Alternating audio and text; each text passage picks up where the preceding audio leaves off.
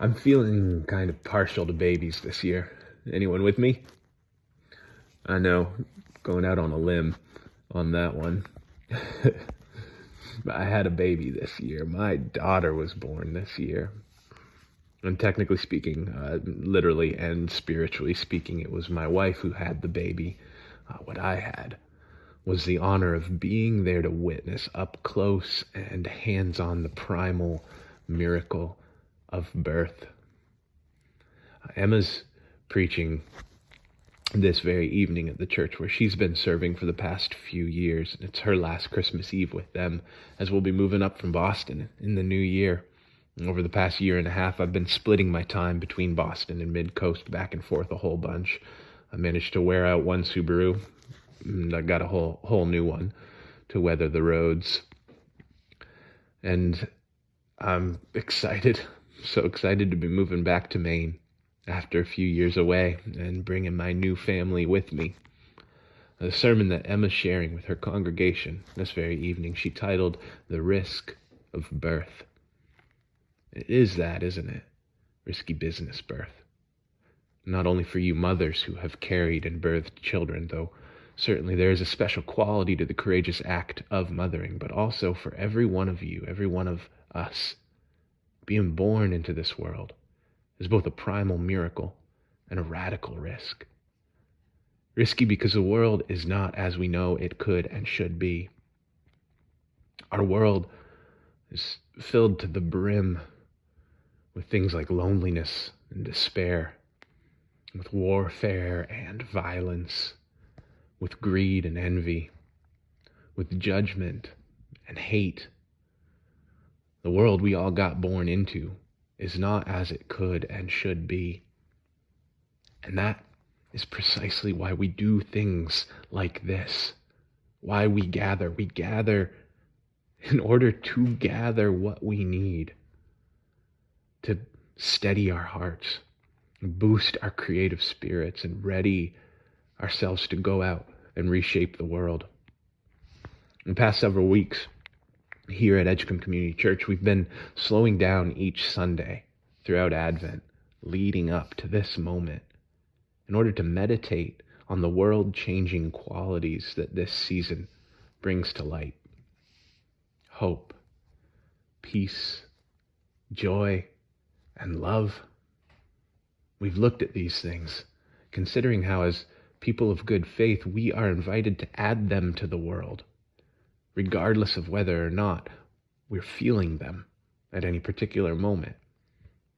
I want to point out to you something that you probably already know, that love is not simply a warm feeling, and peace is different from the mere absence of conflict, and hope is something other than just optimism, and joy is different from happiness. Happiness, a great thing in its own right, as the writer Frederick Buechner pointed out to me, comes at us in predictable ways. A happy marriage, a pleasant vacation, a job well done. But joy is more surprising than that. Joy, as often as not, tends to turn up when it's not being looked for, and in places you'd not necessarily think to look. Hope and peace and love have the same tendency to turn up in unlikely places. I can think of one of those unlikely places. A very particular, smelly, lonely, dark, dank, and frightened corner of a stable in a small town called Bethlehem in the hill country of Judea, a place now known as Palestine, where the joy of life showed up one starry night a couple of thousand years ago. I can imagine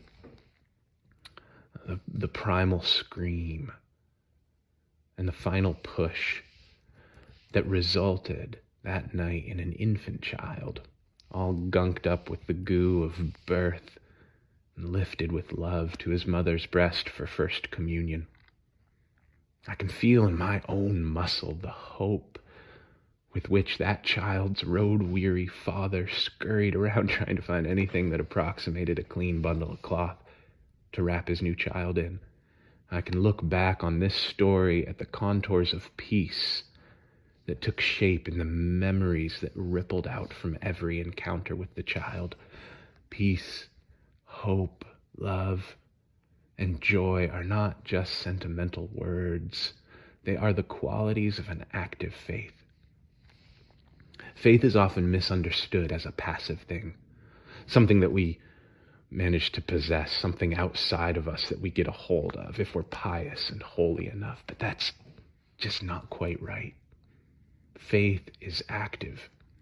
It's not something we possess. It's something that we live. Drawing on the qualities within us, we birth God into the world again and again. God is often misunderstood as a good luck charm, a sort of totem that we take out from time to time in order to fend off bad feelings or hard realities. But faith is not passive, and God is not an easy fix. Faith is active, and God is dynamic, not so much a thing to be believed in as a force to be caught up in, a movement that invites us to participate in the world, as messy as it is, with courageous and illuminating acts of hope and peace and joy and love. The great gift of the Christmas story, in my opinion, is less about who showed up and more about how he did. Don't get me wrong, I'm personally glad it was Jesus who showed up, but he was never not going to show up. God's too biased toward life to not be in it with us. The great gift of the Christmas story is not that God showed up in human form, but the particular way that God went about showing up in human form. Jesus could have gotten here any old way, but reflecting every year on the particular way that Jesus did show up in this unlikely story, in the midst of the mess, the child of immigrants on the move, unhoused, under-resourced, in the arms of a teenage mother, under the care of a frightened father, against all odds.